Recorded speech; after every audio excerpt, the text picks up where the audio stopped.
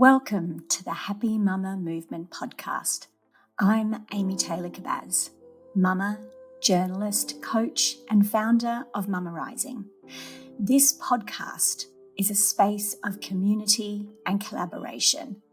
We gather stories of matrescence, motherhood, womanhood, and change told by our Mama Rising coaches and mothers around the globe, in the knowing that through our stories, we can begin to heal and change the way the world sees, values, and supports mothers everywhere. So, welcome to the Happy Mama Movement. Welcome back, everybody. I have such an exciting interview to share with you today. Over the years, I've done many interviews around how we can show up in the workplace as mothers, fully claiming our new skills through matrescence, and also how workplaces can start to acknowledge and celebrate and seek out more mothers in the workplace. But I've never been so excited about this conversation than I was with this next guest.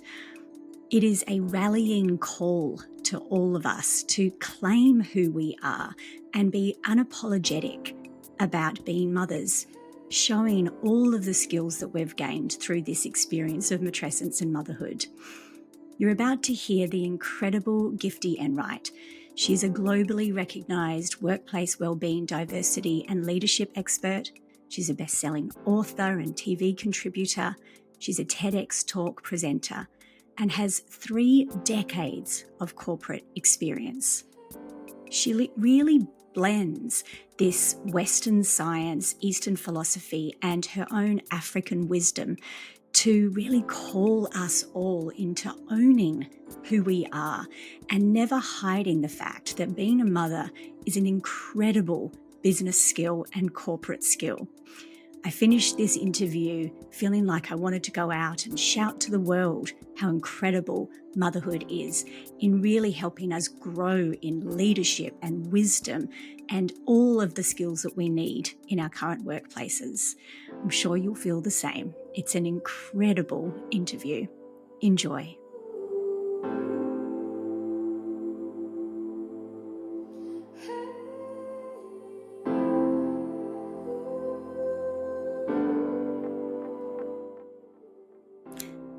Gifty, welcome to the Happy Mama Movement podcast. Thank you so much for joining me. I'm really looking forward to this. Thank you. Thanks for having me.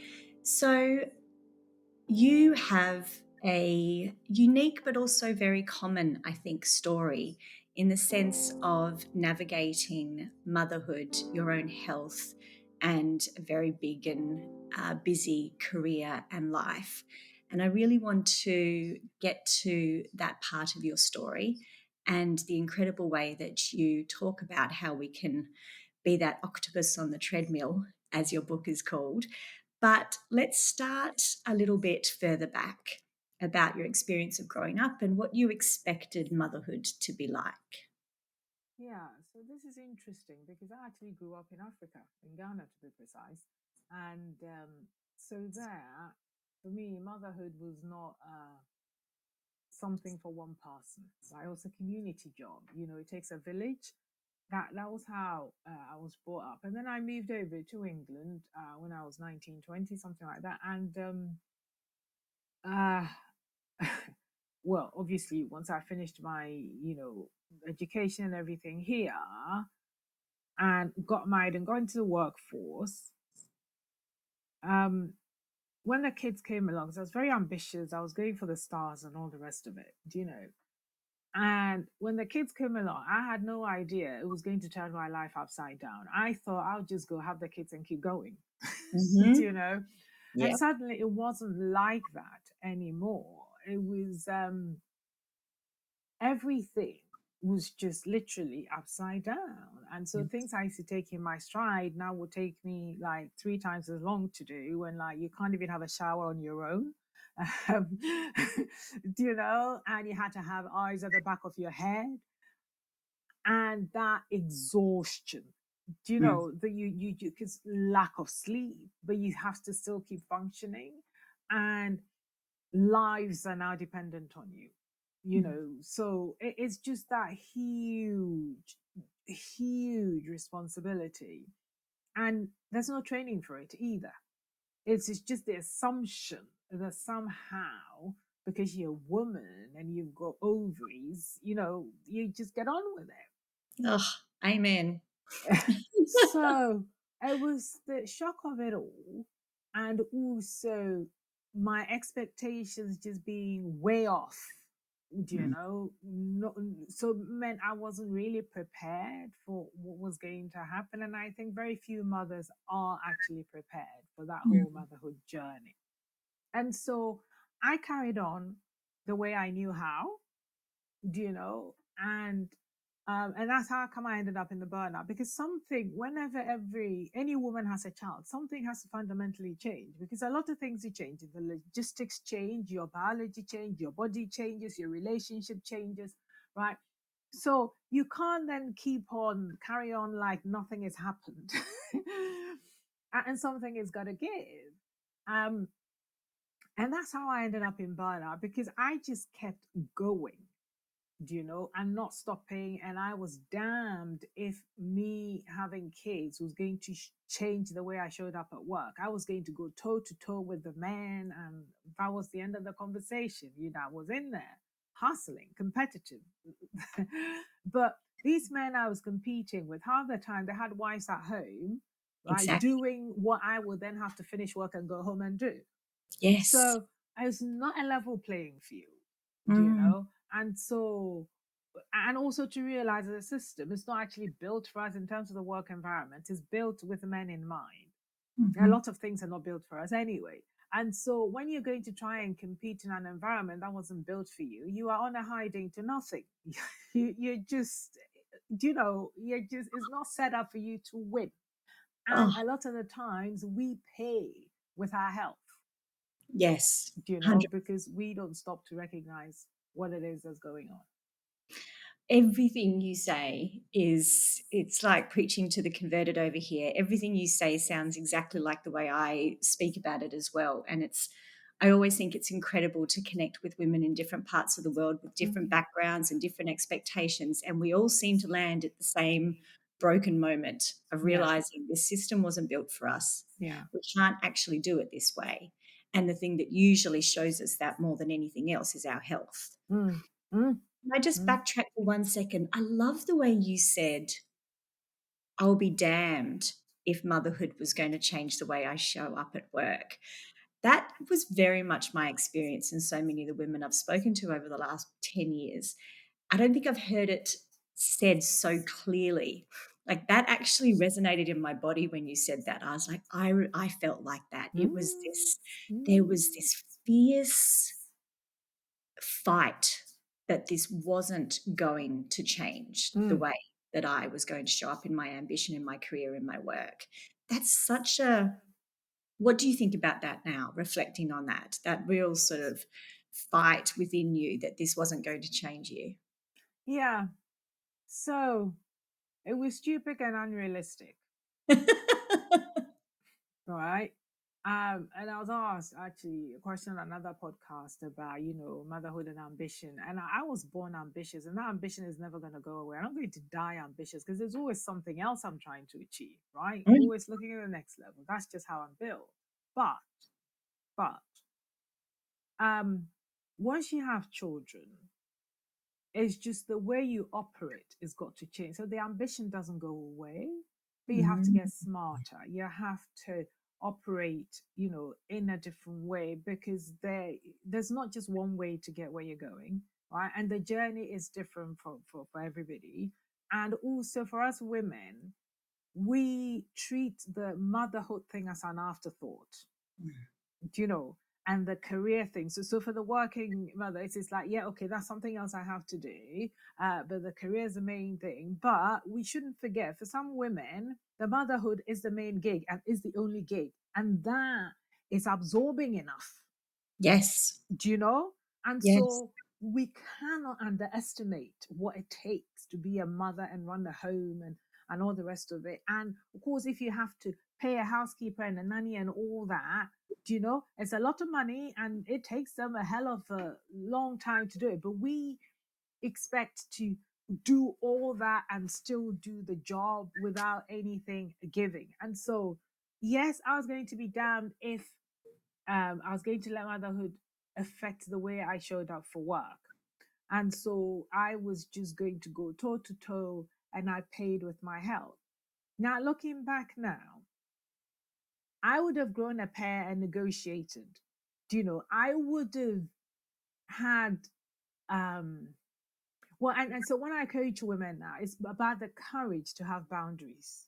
Because, do you know, I always say to them, have the ovaries to have boundaries, because if you're not having those difficult conversations, if you're not negotiating and advocating for yourself, if you're not saying, I've got kids, so I have to leave at such and such a time, right?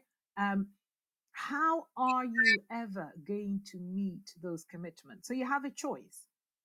It's either you delegate or farm it out to somebody else, and then you can carry on like the men, right? Because for the men, when the wife is doing it, again, for the men, they have that as their full-time job. Nothing is distracting them, right? So you can either be like that, delegate that if that's what you want to do, and that's the only way you can go toe-to-toe with the men. Otherwise, there are only 24 hours in the day, and it just doesn't work. And so if you're combining it, I would say, have help. And I always scream, have help, have help.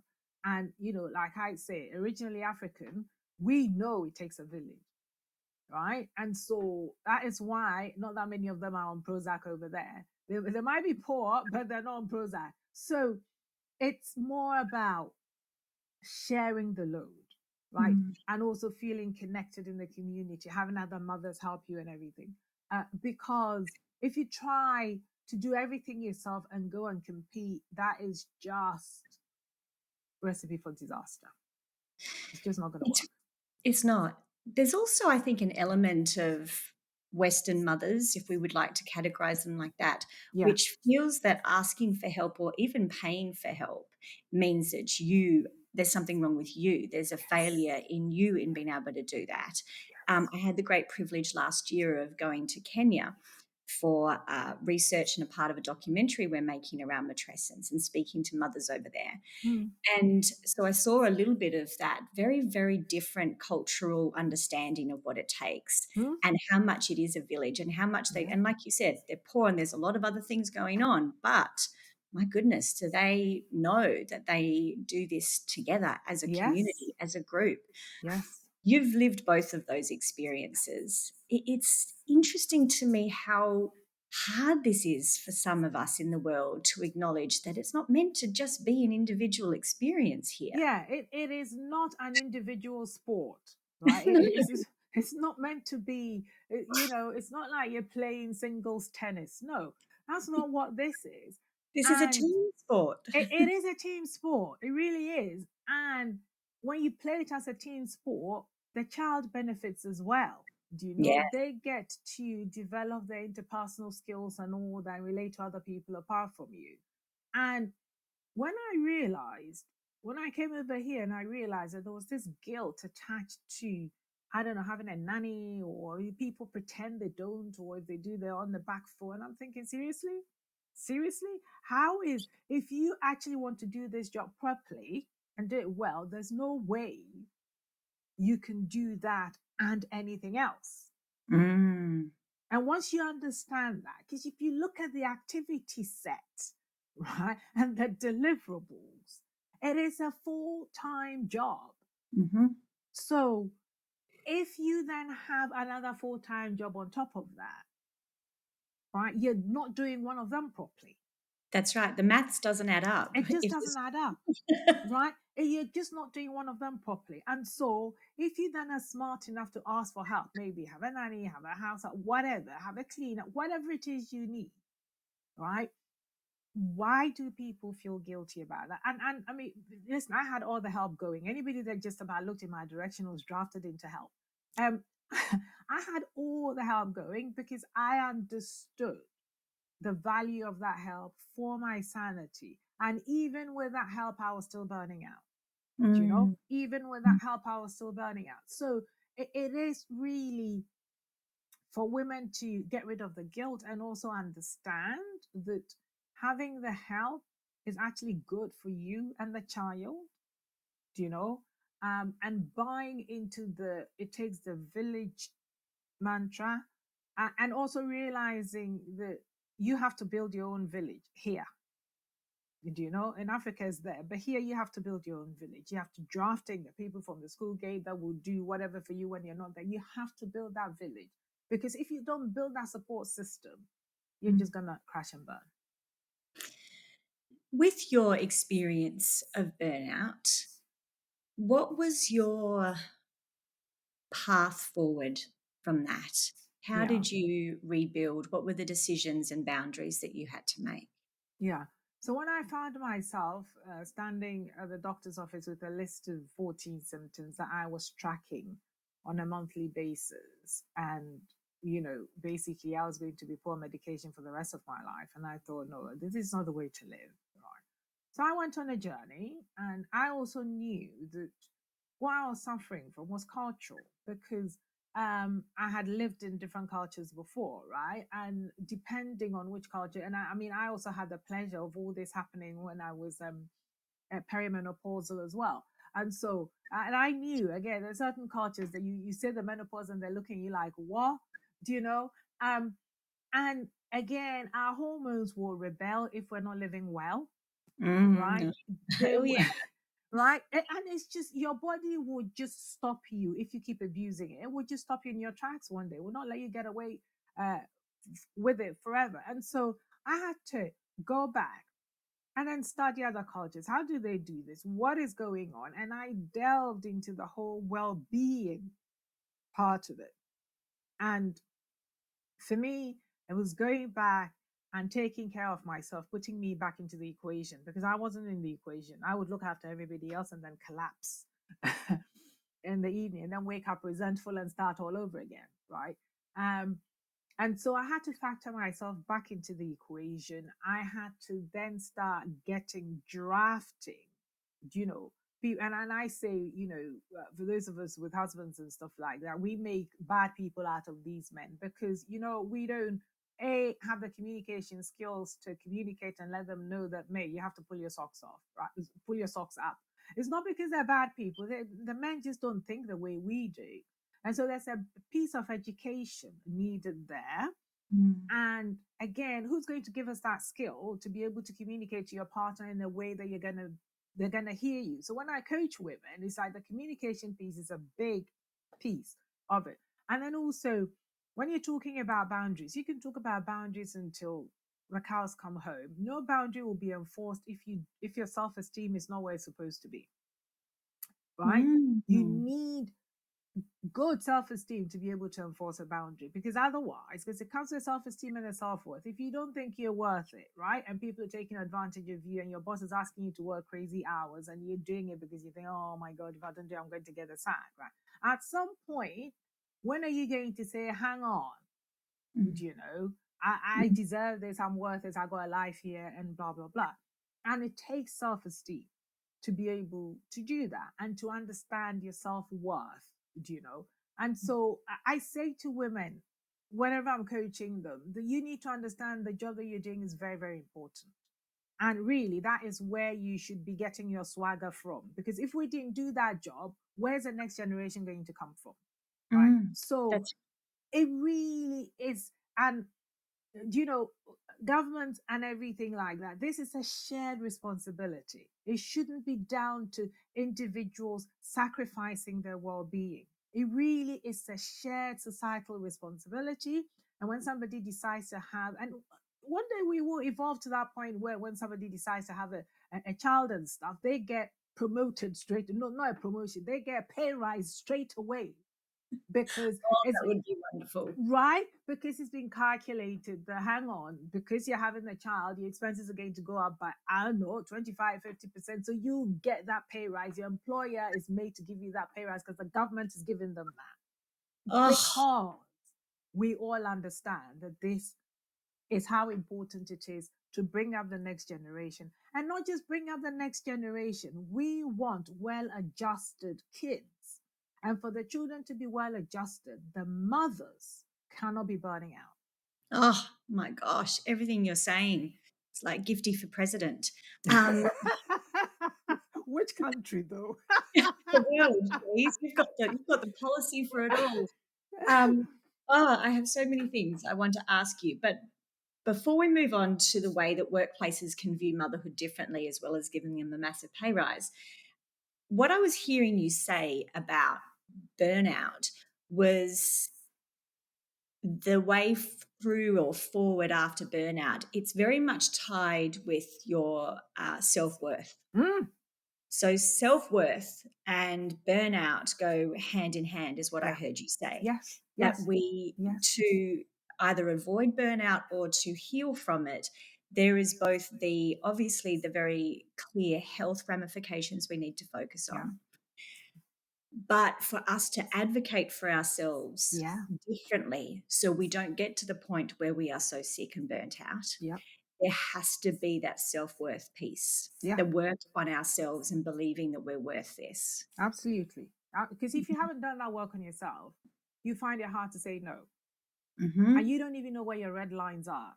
So people run amok. They just run all over because you don't even know where they are because you haven't done that work on yourself, right? And when you do the work on yourself and you find out where your red lines are, then you have to have the communication skills to be able to communicate those red lines. Because sometimes when you communicate those red lines, they don't quite land with the person you're trying to communicate it with, because I know you've been doing it all along. You've been running around like a headless chicken. So why do you want to stop now? What's the matter with you? What's shame? You know? Yes. And then if you don't have that self-worth, if it doesn't land, what do? You buckle. You absolutely buckle and go, all right, then I'll do it then. And off you go again, right? And so when I work with women, I'm like, I'm going to show you that you have the ovaries to stand up and say, here are my red lines, and I am worth this conversation. You're going to take me seriously, because if you're having this conversation at work, I am a valued member of staff. This is what I bring to the table, and so for me to be able to keep delivering for you at the level that's going to serve us both, I need X, Y, Z. And if they value you, they will hear. And I mean, there is that common saying that, those who matter will understand, and those that don't understand don't matter. Do you know? And Yes. so when you decide to drag yourself out by your bootstrap and decide that, hang on, I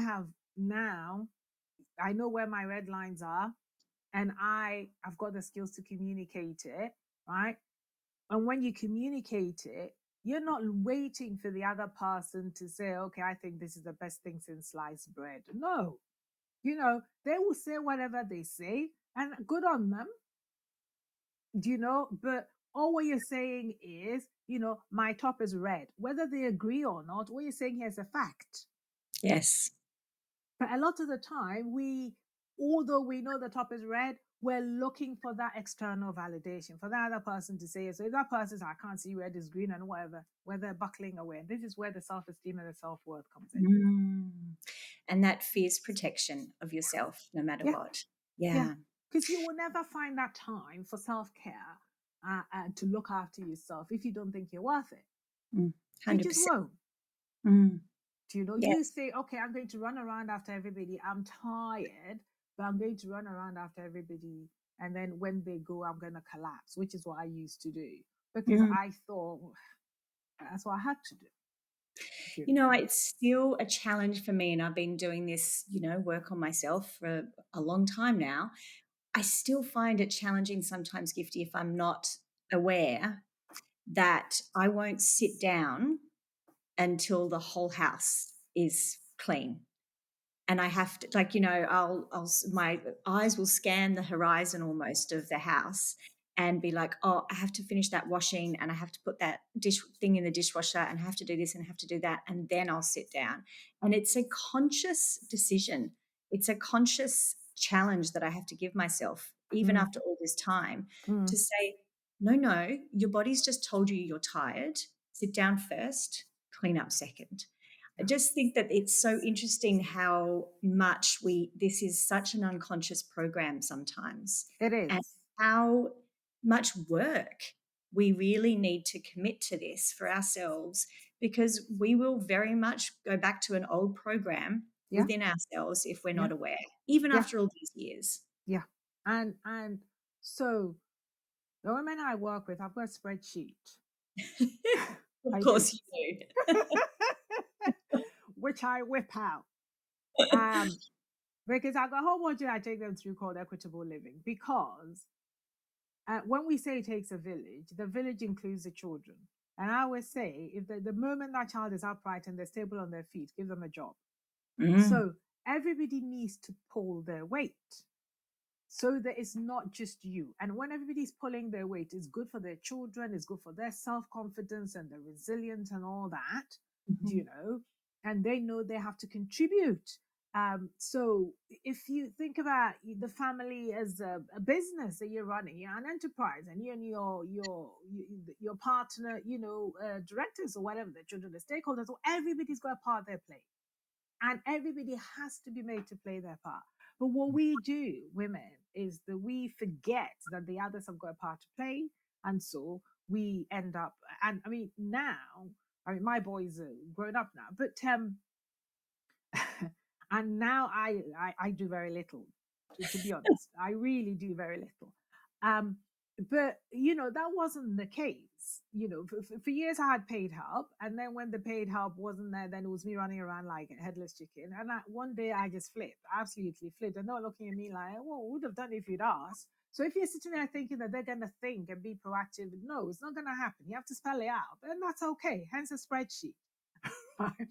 The spreadsheet comes out in terms of this is the activity set it takes to run this household.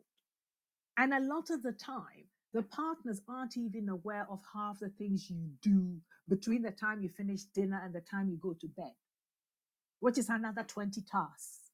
They're Yeah. not aware of it because you're doing it like some fairy in the kitchen. When you're there, you do like 5 things at the same time while they're sitting watching TV. They've got no idea. Right. And then one day you just snap and you're shouting at them, and they're looking at you like, why are you shouting at me? Because they didn't know you did 20 things after dinner. Do you Oh know? my gosh. Well, I think you've just painted a picture of the majority of marriages right now. so on the activity set on the spreadsheet, again, you can't argue with data. This is what I love about data. You cannot Mm, argue with data. This is the activity set it takes us to run this household. Right. Who's going to do what? What do you want to do? What do I want to do? Here are the columns. And then you tot it up and you see. Right. And because women that come to me and think, oh, my partner really helps. He's one of the good ones. I'm like, really? Okay, let's bring out the spreadsheet. And by the time we finish, they realize he's nowhere near half as good as it was. But it's because we absorb all these things in passing without even mm, thinking about it, do you know? mm. And then they bring out these children that don't pull their weight around the house. It's just not a good place to be. Hence the burnout. For me now, I got 2 strapping lads. There's no reason why I should lift a finger. If you add their dad, 3 strapping lads around the house. Do you know? No heavy lifting for me. Everybody's got hands. So I say to them, do you know? Everybody's got hands. Everybody can cook. You know where the fridge is, right? I cook when I'm eating or when we're entertaining or something special or whatever. So if I want to cook, it's my turn to cook, I'll cook. Otherwise, everybody's got hands. Yeah. Oh, I love it so much. And that leads us to the way that we can present and talk about motherhood in the workplace. Yeah. One of the things that I really loved, I saw you did, was you wrote an article for LinkedIn about how to really redefine and reframe time off. And I'm saying that if you're just listening to the audio version of this in air quotes, time off to Yeah. have children. And then when we return to the workplace, we often feel like we need to explain or kind of skim over this time away from the paid workforce while we were mothering. But you say that obviously there are so many valuable skills that we get Yeah. as we're at home with motherhood, and we should Yeah. actually be shouting about that from the Yeah. rooftops. Yeah. And when you come back, you should be promoted because you got an additional skill set. So that what you are the didn't have. skill sets that we can say when Yeah. we're going back into the workforce and negotiating our fierce red lines and boundaries now? Right? And How do we, negotiating a promotion to say, listen, I come back with all this. that's right. So You know, how do we redefine this? right? So, first off, and people always say, oh, yeah, women are meant to multitask and whatever it is, but you don't really understand the meaning of multitasking until you've got a child on one hip and you have to do everything else with one hand. Oh, yes. Right? And have eyes on the back of your head if you've got a second one crawling about. It's just that gives a whole new definition to multitasking.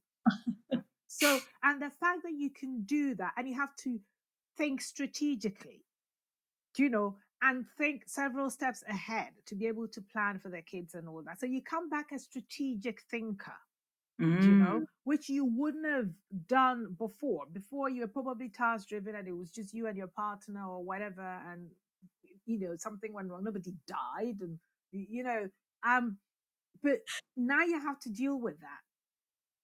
And that is not just even the resilience, it's the confidence you come back to be able to deal with the unpredictable.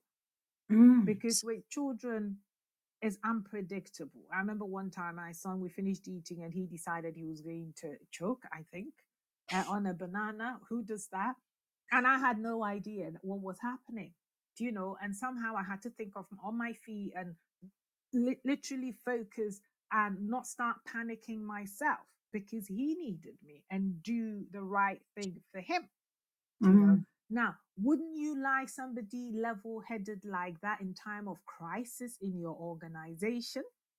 Right? So when we're coming back, you're thinking strategically, you've got crisis management. Your timekeeping is got to be completely off the chart because you squeeze how many things into that day. Now you're negotiating skills. Oh my God, especially if you have more than one kid. You need the skills of a UN peacekeeper to, if you have warring toddlers, the negotiating skills that you need to be able to do that. And who wouldn't need that? And so, and management, you come back already a manager. If you went managerial material, you come back now managerial material. So the skill sets are just, you come back and you need a pay rise straight away. It should be given to you. Okay, the government should help employers because not every employer should afford it, but it should be given to you straight away because you come back a different person, literally. In terms of what is going on up here, in terms of what's happening biologically with your body and all that kind of stuff. And so it cannot be taken for granted. These are things that you have to, if you didn't go off and have kids, you have to be taking on management training courses to learn in theory. And then you have to come back to the office and hope something happens for you to be able to apply it. This one is on the job training. Oh, It's not absolutely. theory. It's not theory. You've done it. You've been there, done that, bought the t-shirt. That is proper skills we're talking about here, and it needs to be valued. The way you speak about it, it's just incredible. I can see it so clearly, the way that you're framing it in that way. I mean, I haven't been in the corporate world. I haven't had a proper job outside of this for a very long time. But if I was to ever go back, I can see how you would reframe all of that. But it's the fierce self-worth Yes. and fierce knowing in the way that you're talking about it that has totally convinced me that you need a promotion. So and it's so you the woman, and that's this is right. where I think We have to see it this way, right? We yeah. have to be able to see it this way for us to then say it to somebody else. Absolutely. That is where the work needs to. So it's like motherhood needs a PR job on it, right? Yeah. So it needs to be rebranded. And when the PR job is done, so it can be sold as, here's the role, right? And chief household officer. It really is a C-suite job, right? And I think I wrote an article about that, CHO, chief household officer. And so with that C-suite job, here are the skill sets. This is what you need for that CHO job, right? And so I've come back. Okay, maybe don't put me in the C-suite, but you need to recognize that. And for women, we ourselves, you need to be aware of that, the new skills, the new person you become, and own it. And I think when that happens, that's when we're not on the back foot anymore. Because if somebody brings their nonsense, right? If some young whippersnapper with no kids is trying to come and tell you that because you have to leave early to pick up your kids, you're doing less work or whatever it is, you can put them right back in their box. Wow. Oh, Gifty, I just want to talk to you all the time. You've got such a beautiful energy. Thank you. I can see how incredible you must be as a coach, like calling this energy out of me, and I'm sure all the listeners, like, this is who we are. Yeah. This is what we've done. Believe in yourself, back yourself, communicate it, ask for help. We are, warriors. It's that Yes. really, really beautiful way of speaking about it. I'm sure we will talk again. Thank you so much. It's been a pleasure. Calling us all into this place of recognition and worth that we should see and feel for what we're doing every day. Yeah, it's a very important job. Important job. And we sacrifice our bodies, we sacrifice our health, we sacrifice financial status, and all sorts. Yeah. And it needs to be recognized. Thank you so much. Thanks for having me. Thanks, as always, for being a part of our global matrescence community. Please take a moment and make sure you're subscribed to this podcast in your podcast player so you can always be notified of our next episode. And if you would like to work with a coach on your own experience of matrescence, please go to mamarising.net and explore our directory of phenomenal coaches, workshop leaders, space holders and facilitators around the globe. You can also explore our Global Matrescence Foundation and consider donating so a mama in need can access the support of one of our coaches and still ensure that our coaches receive the income and support they need so they can continue to work in this way. And finally, if you would like to be a coach, a facilitator and a matrescence activist in your own community, jump on our waitlist for our next intake of the Mama Rising Facilitator training at mamarising.net. Thank you for being here and being part of this movement. Until next week.